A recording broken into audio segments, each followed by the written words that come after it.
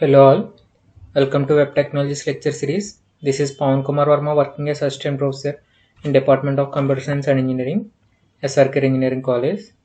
So in this video we are going to see about XML schema structure. Previously we learned about what is XML schema and the differences between DTD and schema. So in this video we are going to see the simple program of XML schema, and we are going to discuss about indicators also. So these indicators are useful for validating the XML file in a proper manner. So let's see the simple XML schema example. So this is the example of an XML schema. So in previous video we learned some steps. So in reality, first step is to create an XSD file. In XSD file we have to write some schema for an XML document. So this is the XML document. Just I had taken this as example. And to show you, I had written here. This must not be right here. So for this XML file we are going to write some schema. So this is how the schema is written in first line. This prologue is important. So coming to the first step, as I already told, the root element must be schema. So and I had used some prefix access namespace. This is the namespace we are going to use. And in previous video we already seen what attribute is. So once again we are going to see what attribute these attributes are. This attribute indicates that the elements and data types used in this schema come from this website, and this is the namespace. So and coming to the target namespace, it indicates that elements defined by the schema, first name, last name, email, are coming from this website srkrec.edu.in. So on this fragment xmlns indicates it is a default namespace is belongs to srkrec.edu.in. I forgot space here. So on the next element from default fragment indicates that any elements used in this by the XML instances document which are declared in the schema must be namespace qualified. In all the elements must be namespace qualified. It is the one of the validation method. So the coming to this one, as I already told, there are two types of declaring the elements, validating the elements. One is simple type and XML. Next one is complex type. So if the element is having root elements, then that element is called complex type element. If the element is having only simple text, that is called simple type. So this is the simple type element and employs the complex type element. So to define a complex element, first one is access element name is equal to employee. The first step is the element must be used. This is the predefined word. So next one, as it is complex type, the next one is we have to declare this complex type. This is also predefined complex type. So the next one is sequence. It is one of the indicator sequences. So in sequence, these all indicators suggests and validates our XML documents. If you give sequence, the elements must be in sequence only. The XML file elements must be in the sequence only. So the next one is the element, and we are going to define the this uh, content. The name is first name, and its type must be string. And the next one is name is last name. The email, next one is name is equal to email. This is how the we are going to write, and I am deleting this. So I had written this schema for that file. So I next step is I must place these in the actual XML file. This is how the I should place.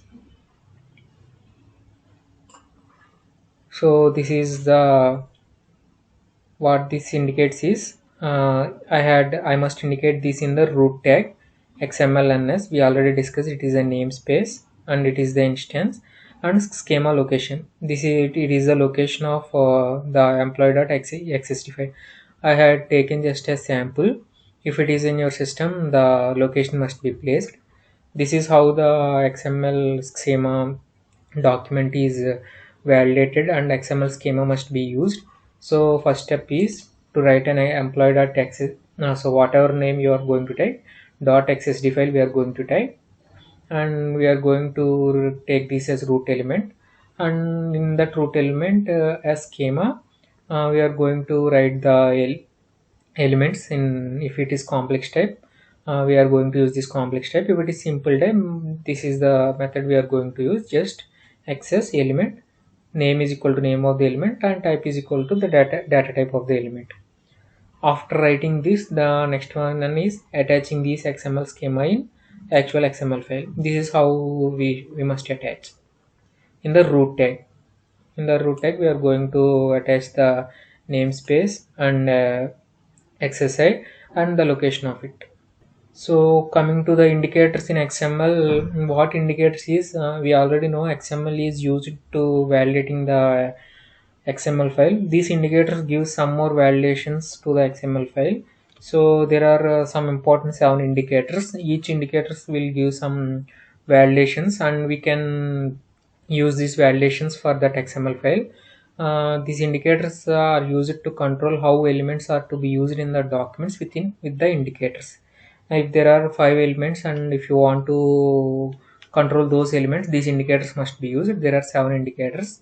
So those 7 indicators are subdivided into 3 types. First one is order indicators. These three what they will give is the order of the elements. If you want to give some order to the elements, these 3 indicators will be used. And the next one is occurrence indicators, max occurs, min occurs. These 2 indicators gives the elements must be occurred how many types, or how this element must be occurred how many minimum types.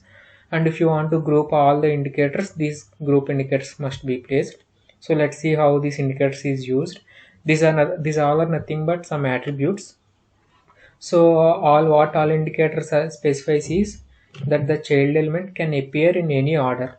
So these first name, last name are some child elements to the person. So and these elements can be appeared in any order. If last name is appeared first or first name is appear next, the XML document will be validated and it will not show any errors. And this is how the all indicator is used, and you must place in these access column all before the complex type. Uh, After the complex type and before complex type we have to add this is how the all indicator is used. And coming to the choice indicator, this choice indicator specifies that either one child element or another can occur. If there are 5 elements in our base, you these elements must be the choice.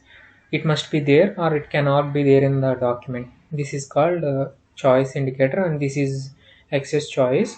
So what access choice gives is in person, employee uh, employee element or member element must be there or must not be there. If only employee number is there also, it will validate. If there is no member element also, it will validate. So coming to the occurrence indicators, these are used to define how often an element can occur. How many times an element can occur, these occurrence indicators will be used. For all order and group indicators, any all choice, sequence, group name and group reference, the default value for max occurs and min occurs is 1.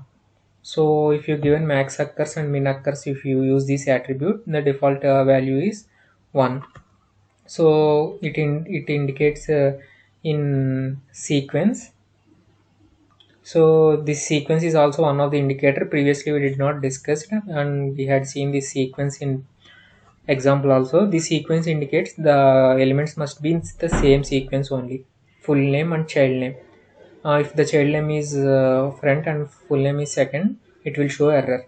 And max occur indicates show that this child name can occur 10 times in the XML document.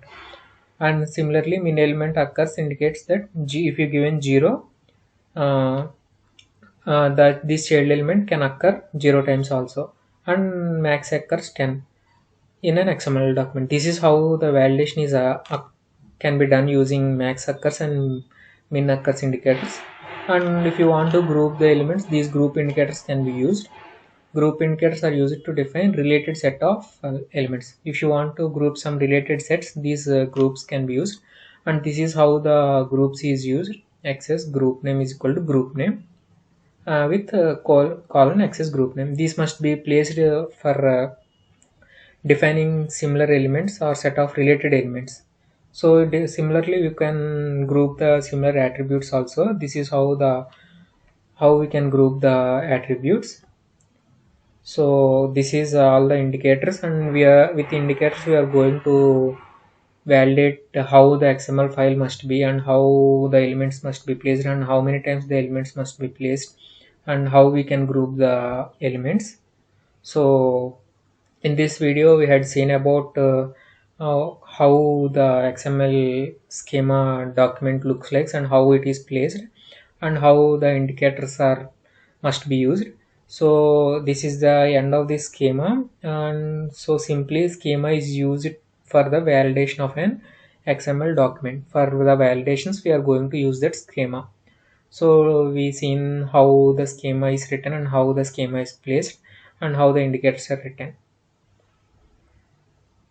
So request all of you to practice these schemas and DTDs and see the differences between DTDs and schemas. Thank you.